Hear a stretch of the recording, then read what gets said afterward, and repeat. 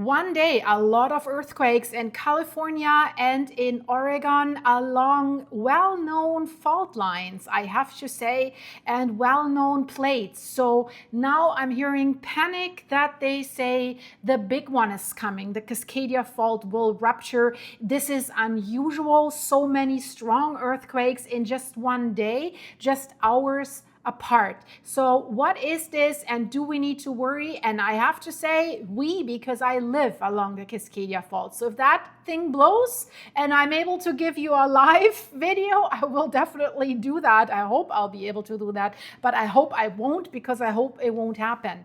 But do we need to worry? We know the Cascadia fault is meeting with the San Andreas fault, basically in that area where we have the Mendocino Triple Junction, where we have the Gorda plate, the Juan de Fuca plate. So this is an area that does generate earthquakes, but so many, so big in one day.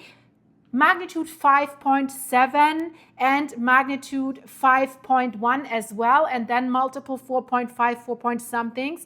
You will see it on the list. So the 5.7, some agencies have it at 5.8, is actually the more interesting earthquake scientifically. So about 100 miles, that is 160 kilometers west-northwest of Crescent City. Depth, roughly 10 kilometers. Crescent City is in California.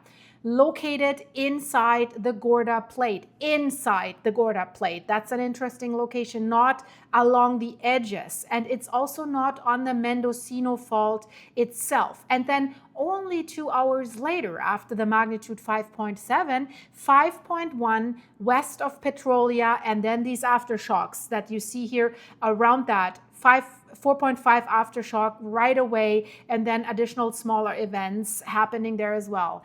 And the most important finding is the Redwood Coast Tsunami Work Group specifically stated that the 5.7 and the 5.1 were probably not directly related events. So, oopsie, coincidence? Wow. So let's dive deeper into this and let's have a look what is really happening there. So their interpretation is 5.7 inside the Gorda plate. Yes, 5.1 Mendocino fault. They say possibly related to the 2024 magnitude 7 sequence. And interestingly enough, we can see aftershocks at a larger rupture for years. So that is a possibility. So that means, and here's the thing, and that's why this is not like, not related. Wow, wait a minute. That means two different tectonic systems are active on the same day, just a very short time after each other. So that is also not really, really great, right?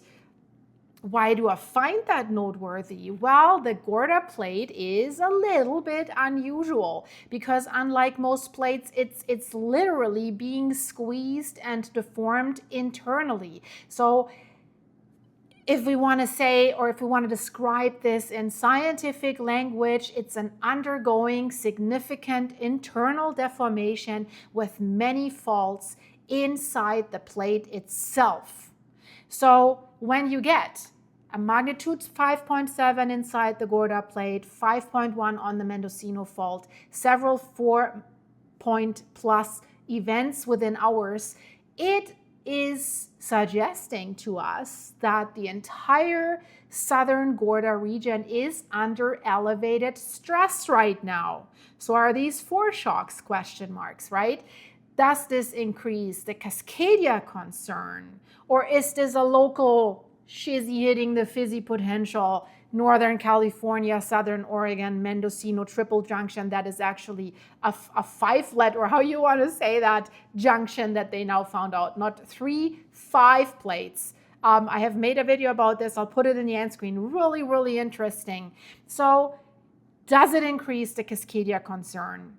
A little, we can say, but not dramatically right now. The reason is geographic, and let me explain that because that is really, really important. The eastern edge of the Gorda Plate is the southernmost part of the Cascadia subduction zone. But I have to say, let's say, however, it is the most southern part, but what we're seeing now is mostly the Gorda Plate deformation, the Mendocino transform activity, triple junction tectonics. So not a clear megathrust activity, right? So that does not mean, let's say, the southern part of the Cascadia fault is very, very short before rupturing. Of course, if it's rumbling in the neighboring areas, it could give it the last straw, right? There's always a chance, but there's no indication right now that this is what's happening, right? Until it does, we never know. So what I would watch out for now over the next days, 2 weeks. Scenario 1 is the most likely scenario that I think. Aftershocks, activity fades, nothing major follows. That will be good. Scenario number 2, more magnitude 5, magnitude 6 earthquakes in the Gorda Plate, continued regional stress release. Regional. Scenario number 3, guys. Do you want to hear it? Do we want to hear it? Here it is. Low probability, but scientifically important. Activity migrates. It migrates northwards towards the Cascadia interface. And that is when more widespread offshore seismicity would develop. So that is the shizzy, the fizzy potential, as we would like to say here. My assessment right now, if you were to ask me what is more interesting, well, magnitude 5.1 Petrolia, likely part of the very active Mendocino fault system, possibly related to the long tail, very long aftershock tail of the magnitude 2024 7.0 region. The magnitude 5.7 offshore Oregon, California border, more interesting because it occurred within the deforming Gorda Plate itself, and it was apparently separate from the Petrolia sequence. So I don't think this is a Cascadia warning signal, but it's one of the more active days, we can call it like that, in the southern Gorda Plate that it has experienced in recent months. And I will definitely keep watching the region over the next week. And we have to say, if we look at historic events, the Gorda Plate is one of the most deformed oceanic plates on Earth. So it's being crushed. That's what's happening there between the Pacific Plate to the south and the subducting Juan de Fuca Gorda Plate under North America. So of course you can imagine that that is leading to intense intraplate seismicity that we're seeing here, right? This is unlike rigid plates. It has many, many internal faults there. We have notable historic examples. 1980 magnitude 7.2 Gorda Basin event, 2005 magnitude 7.2 major intraplate strike slip earthquakes. Then we have 1992 Cape Mendocino sequence, 7.2 magnitude, involved the interface, but highlighted the complex triple junction stresses. There are now 5. And of course, multiple magnitude 5 or 6 earthquake swarms at the Gorda Plate over the decades, 2014, 2018 sequences, all west of Crescent City most of the time. We have repeating intraplate earthquakes along inherited weak zones near the Mendocino Triple Junction. And scientists tell us that the Gorda Plate intraplate activity is common and not strongly correlated with Cascadia megathrust ruptures, though broad stress always can interact if stress changes are happening nearby, right? So today's quakes, unusual that it's so shortly after each other, but it's still fits the pattern of moderate Gorda plate deformation, Mendocino transform release, active but not unprecedented. That is what I have to say about this, right? So the bottom line, yes, this was a lively day in a naturally hyperactive zone, we have to say. But this is no reason to say this is because of this and that.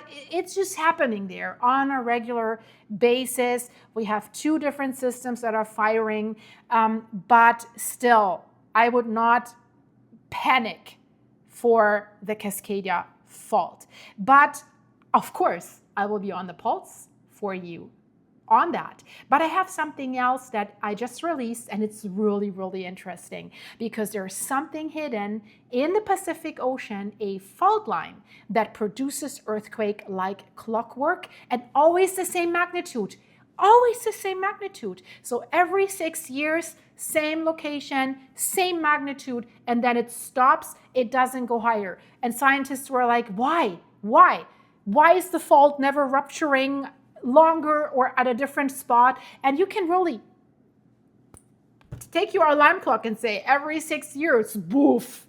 So highly, highly interesting because now they found out why. And that is very, very important for all the other dangerous faults on Earth that we're also afraid of. San Andreas Fault is a similar fault, for example, because what they found there, if we find that at other fault lines, we can assess the risk and what might happen. It's next level. It will change everything. So watch that video. I see you there in a second. Bye-bye.